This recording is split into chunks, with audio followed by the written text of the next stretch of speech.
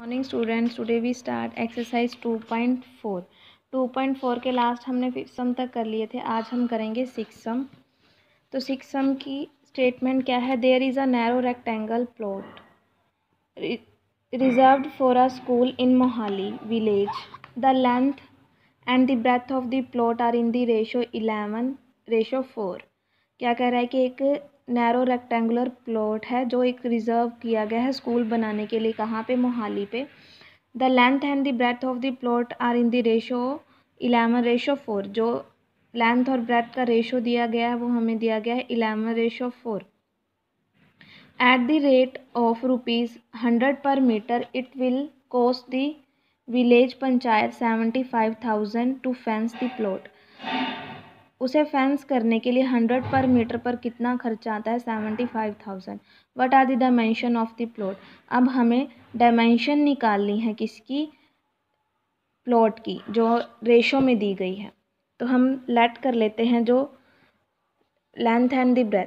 Late the length and the breadth of the rectangular plot is 11x and 4x। अब क्या कह रहा है? फेंस करना है। फेंस का मतलब क्या है कि चारों तरफ यानी कि चारों किनारे के बाहरी साइड हमें क्या करना है? उसे कवर करना है।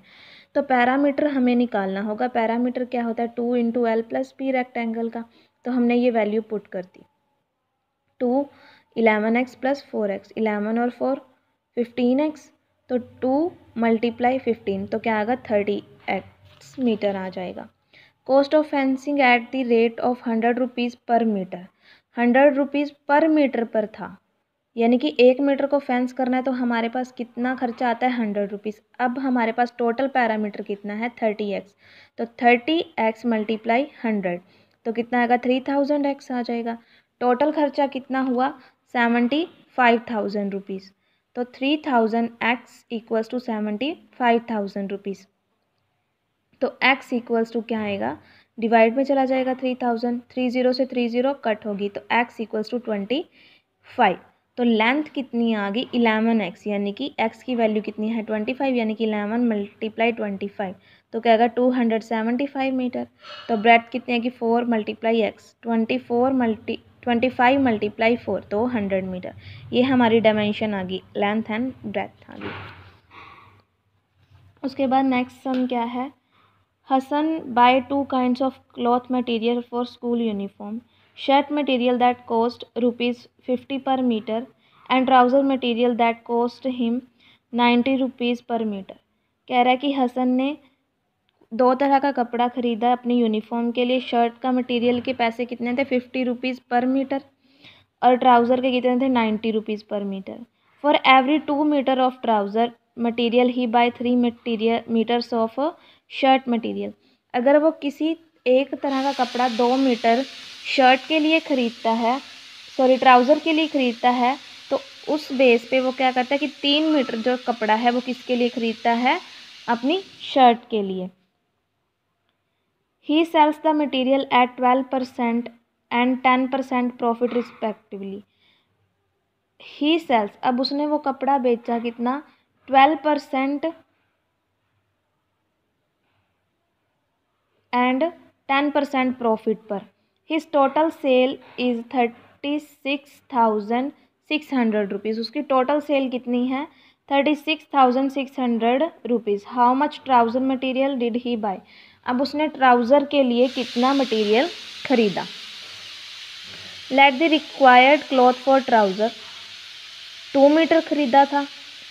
उसने एक पैंट बनाने के लिए कितना मीटर कपड़ा खरीदा था ट्राउज़र के लिए? 2x। Late the required cloth for shirt 3x। तो कॉस्ट ऑफ ट्राउज़र पर मीटर कितनी थी? 90 रुपीज़ पर मीटर। तो 90 × 2x 180x रुपीज़ हो गया। कॉस्ट ऑफ शर्ट पर मीटर शर्ट का कितना था? 50 रुपीज़ पर मीटर। तो 50 × 30x तो 150x रुपीज़ आ गया। Profit from cloth of shirt 12%। एक शर्ट के कपड़े पर उसे कितना प्रॉफिट हुआ है? 12%। तो सेलिंग प्राइस ऑफ शर्ट कितना हो गया? जो हमें टोटल रुपीज़ लगे हैं शर्ट का कपड़ा खरीदने पर 150x। और अगर हमें 12%, यानी कि इस प्रॉफिट से हमें क्या निकालना है, सेलिंग प्राइस निकालना है। तो हम क्या करते हैं, 100 प्लस जो हमारा प्रॉफिट होता है 12/100, ये हमारा फॉर्मूला होता है। ये हम पिछली क्लासों में रीड आउट कर चुके हैं। तो ये फॉर्मूला हम पुट करते हैं, 100 + 12 क्या होगा, 112 डिवाइड बाय 100। तो जब हम इसे सोल्व करेंगे, ये देखिए 150 112/100, तो 10 से 10 कैंसिल हो जाएगी, 5 3 ज़ा 15, 5 2 ज़ा 10। जब 2 से यहाँ डिवाइड करेंगे 2 5 ज़ा 10 आएगा हमारे पास डिवाइड करने पर, और 2 6 ज़ा 12। तो 56 और 3 की मल्टीप्लाई करेंगे तो कितना आएगा, 168 रुपीज़। तो जो सेलिंग प्राइस था शर्ट का वो कितना है, 168 रुपीज़। ऐसे ही हम ट्राउज़र का निकालेंगे। ट्राउज़र पर कितना प्रॉफिट था, 10%। तो 180 टोटल रुपीज़ लगे हैं ट्राउज़र का कपड़ा लेने पर उसका खर्चा हुआ है। तो 180x मल्टीप्लाई 10/100, वही फॉर्मूला हम लगाएंगे, प्रॉफिट प्लस 100, प्रॉफिट बाय 100। तो 100 + 10 कितना होगा, 110/100। तो 0 से 0 कैंसिल, 0 से 0 कैंसिल, 18 से जब 11 को मल्टीप्लाई करेंगे तो 190x rupees. Total selling price यानी कि ट्राउज़र का और शर्ट का कितना आ गया, 366x रुपीज़ आ गया। हिज टोटल सेल कितनी थी, 36,600 रुपीज़। और टोटल सेल हुई कितनी थी उसकी, कितने रुपीज़ की जो हमने निकाला है, क्या था, 366x। इक्वल रख देंगे दोनों को, तो 366 क्या आएगा, साइड चेंज करने पर डिवाइड पर। तो जब हम इसे डिवाइड करेंगे तो क्या आएगा, 100 rupees. The cloth of trouser कितना था, 2 × 100। तो 200 मीटर उसने कपड़ा लिया, किसके लिए, ट्राउज़र के लिए। उसके बाद 8 सम आपको खुद को ट्राई करना है। 9 सम देखिए, 9 सम की स्टेटमेंट है, a grandfather is 10 time older than his granddaughter से 10 टाइम ओल्डर, यानी कि बड़े हैं। He is also 54 years old than her. Find the present age. हमें क्या करना है, ग्रैंडफादर की प्रेजेंट एज फाइंड करनी है। तो लेट डॉटर्स एज कितनी होगी, x year. According to question grandfather's age कितनी होगी, 10x ईयर्स। ठीक है, क्योंकि उन्होंने बोला 10 टाइम ओल्डर हैं, बड़े हैं। तो अकॉर्डिंग टू क्वेश्चन जो इनका डिफरेंस है तो वो क्या होगा, इक्वल्स टू 54। तो 10x - x 9x equals to 54।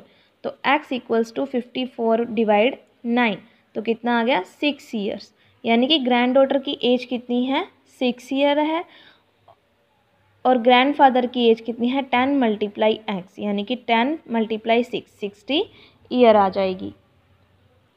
उन्होंने बोला ही is also 50 year older than her, यानी कि 54 साल के हैं इस टाइम पे।